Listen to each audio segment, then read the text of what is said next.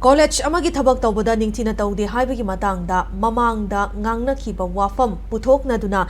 Maheiroi singi Marakta Khatna Cheinaba Thokhre Maheiroi ama Sokle thawdo sing asi ayu pung 13 rom tabada Manipur College campus ta thokibani hairi khanaba khamluba Maheiroi nupi macha singda fazadaba wahi nganglakpa Maheiroi cherak pinaba college asigi Maheiroi singna principal amadi mari lenaba authority da taksilakli Hiramasiga Mari Lenana ngasi nongtil Manipur Press Club ta paumi singa unabada Manipur College Students Union gi magazine secretary S Vidyapati na haikibada college asigi Maheiroi nupa macha anina gari shetagi gari lawthoktuna hannaba tawringai tanjada college asigi Students Union gi general secretary Johnson Yumnam amasung Boys Common Room ki secretary na luchingba atopa college ki Maheiroi sing yawba kangbuna maram chadana khatnaba hauduna utup watup sizunaduna khut tharakhibani khut tharakpaduda thongamba oinam kauba Maheiroi ama soktuna hospital da pukhatuna laikanakhi madugi mathakta khatnaba khamluba college asigi nupi macha singda onsinduna nupi oibigi izat sokpa yaba wahi wata sizunaduna khut thanaba honarakhi haina maral sirakli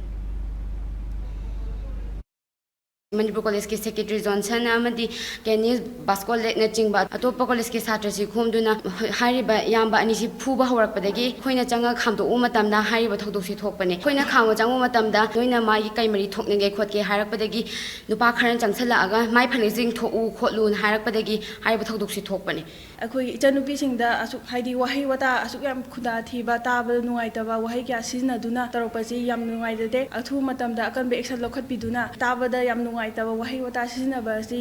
haidi nupi khunai da sina bani ngasai chenari ba mioi sing adu college ki principal amadi mai le ba authority singna athu matamda action lokhat pinaba nising jari lokhat bidaba taragadi